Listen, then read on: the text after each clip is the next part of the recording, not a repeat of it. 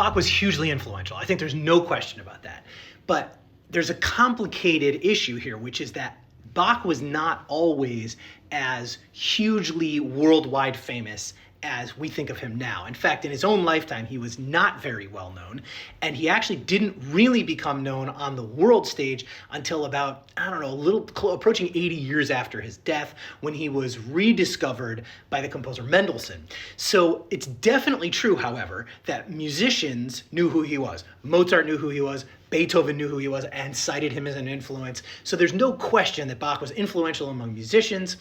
But the original discussion that sparked all of this was this idea that composers are top tier, was the words we were using, but major composers and well-known and very important because of their influence. And the argument that I was trying to make is that that is definitely a factor, but it's not the only factor. And so what's interesting to look at is you have a figure like Bach who was clearly influential, but I'm making the argument that I don't think that that's the sole reason, and perhaps not even the primary reason, that he's considered to be one of the great composers. The reason he's considered to be one of the great composers is because he is the culmination of the high Baroque style, and because he is the culmination of what was then a developing sense of counterpoint, but also, even more importantly, harmonic motion and this idea of harmonic progression, which was still being developed and being sort of mucked around with in the Baroque period. And Bach is sort of the culmination of that. He kind of codified and solidified